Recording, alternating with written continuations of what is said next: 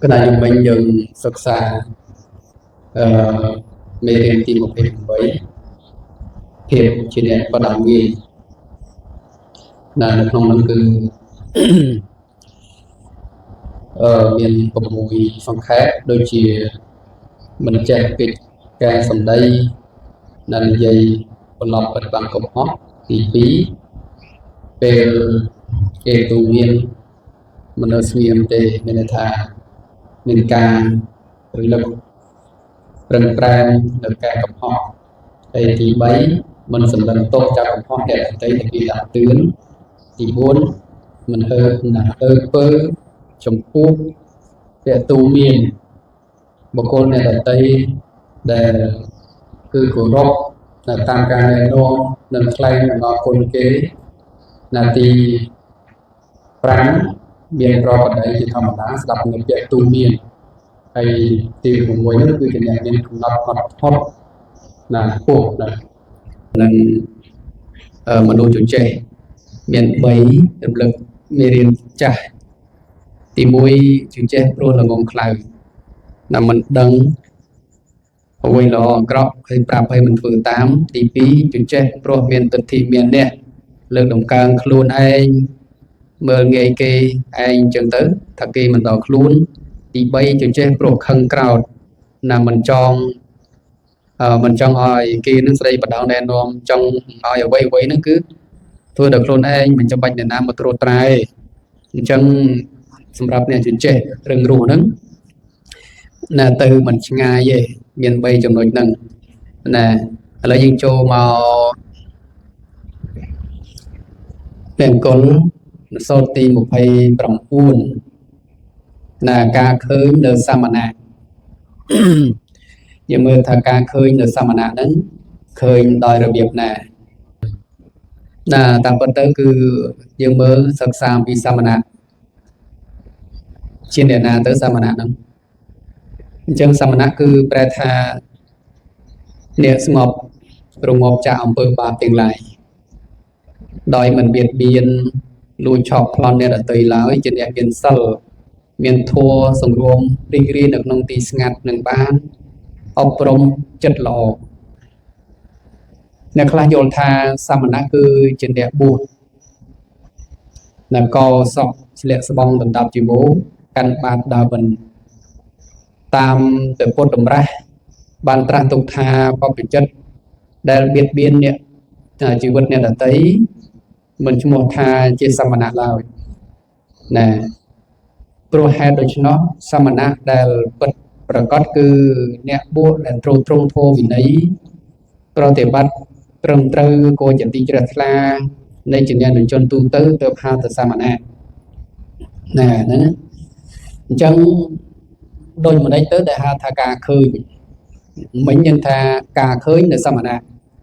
ចឹងការឃើញនឹងមាន3ប្រភេទនៃការឃើញទី1ឃើញដោយភ្នែកគឺឃើញរូបរាងបុគ្គលិកលក្ខណៈអាការៈរបស់សាមណៈដែលបួសដែលមានចិត្តស្ងប់រងាប់មានកាយវិការនឹងសំរុំមានឥន្ទ្រិយស្រគត់ស្រគំនាំមកនៅសេចក្តីជ្រះថ្លានឹងឃើញមួយពីរមកគឺឃើញដោយចិត្តណាគឺការត្រេះរិះរលឹកដល់គុណរបស់សមណៈដែលបានអប់រំខ្លួនយ៉ាងល្អប្រសើរកណែទៅកន្លែងណាអញ្ចឹងទៅមានសភាពសង្គមពុរិយបាទយើងនិមន្តតាទៅណាទៅណីក្តីអត់មានចង្អេងចង្អាងទេមានការសង្រួមណាដូចជាការដើរបណ្ឌបាតដូចគ្នាហេតុអីបានទៅការដើរឲ្យត្រង់ជួរដោយសារដើម្បីរក្សានៅសណ្ដាប់ធ្នាប់ល្អរបស់អ្នកបួសនឹងឯងណាតម្លៃឲ្យពុទ្ធបរិស័ទអីគេមើលមួយដែលប្រសងនឹងថាអូព្រះអង្គមានតម្លៃឃើញតម្លៃទៅ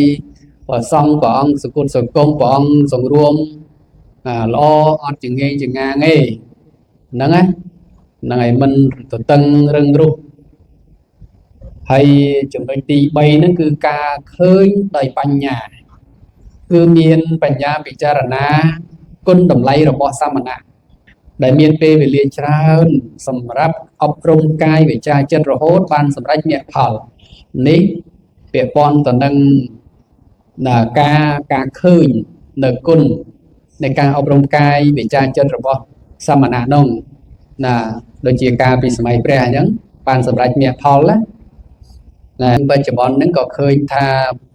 យើងឃើញញាតិញោមពុទ្ធបរិស័ទហ្នឹងគឺ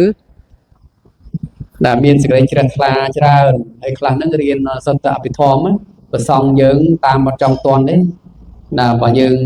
នៅតែប្រហែលទ្វេប្រហែលទៀតអញ្ចឹងមានតែចាញ់ញាតិញោមដែរប្រសងគឺជាអ្នកទ្រទ្រង់នៅសិក្ខាហើយនៅធម៌អាវិន័យច្បាស់លាស់ហើយដឹកនាំពុទ្ធបរិស័ទដល់ពេលញាតិញោមគាត់ចេះច្រើនគាត់ដឹកនាំលោកហើយណាមិនមានអ្វីខុសប្លែកទេបើយើងមិនចេះហ្នឹងហើយ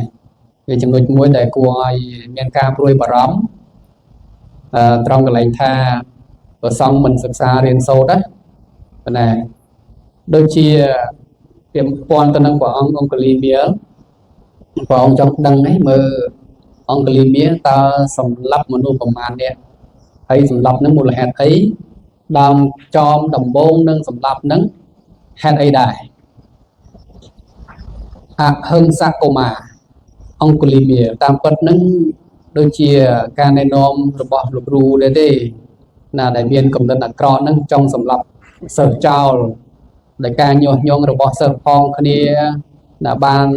បង្កប់ឲ្យអហិង្សកុមារនឹងសម្លាប់មនុស្សឲ្យបានប្រពន្ធនេះនោះទៅសិលសាស្ត្ររបស់អហិង្សកុមារនឹងខ្លាំងពូកែមានអ្នកណាដូចណាក្រោយមកព្រះរាជាព្រះបាទប្រសិទ្ធិកុសល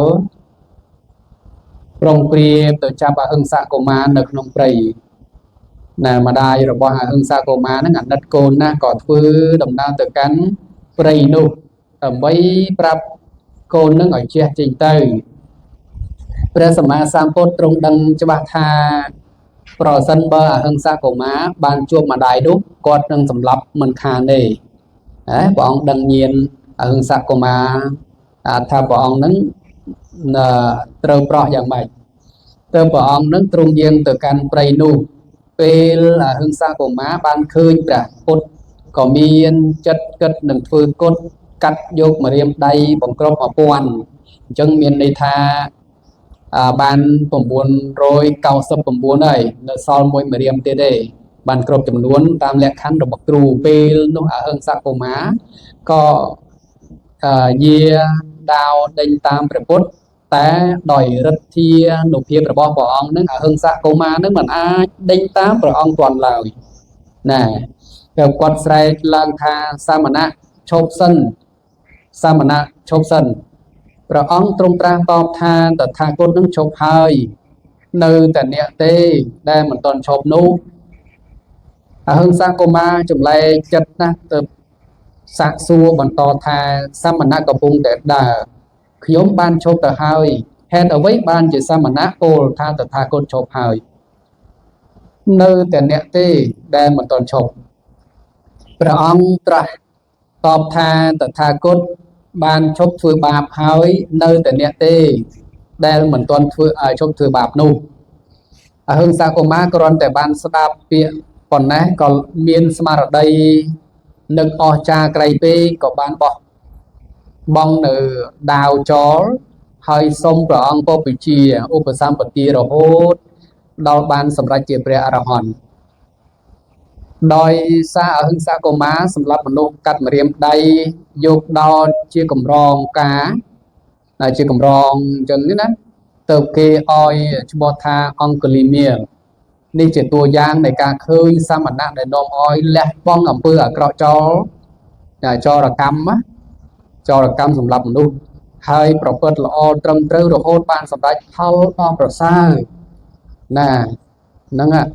ដែលជាចំណុចហ្នឹងគួរឲ្យកត់សម្គាល់តការឃើញនៅសាមណៈហ្នឹងគឺជាមង្គលដែរក៏ណាអញ្ចឹងទំនិតណាពិចារណាចុងក្រោយនឹងថាការឃើញយ៉ាងពិតប្រាកដគឺឃើញដោយបញ្ញាយ៉ាងតួយ៉ាងដូចជាព្រះអង្គគ្រប់ព្រះអង្គដែលបានមានសទ្ធាជ្រះថ្លាបានបបួសនៅក្នុងសាសនាហ្នឹងគឺដោយសារជ្រះថ្លាហើយបានបបួសនេះហើយមកបួសក៏សង្ឃឹមថានឹងបានប្រព្រឹត្តប្រតិបត្តិខ្លួននឹងឲ្យបានសមរម្យមិនបាន 100% ก็ប៉ុន្តែនៅតែវឹកហាត់លុតដំចិត្តក៏ដែរក៏នឹងចឹងណាអនុមោទនី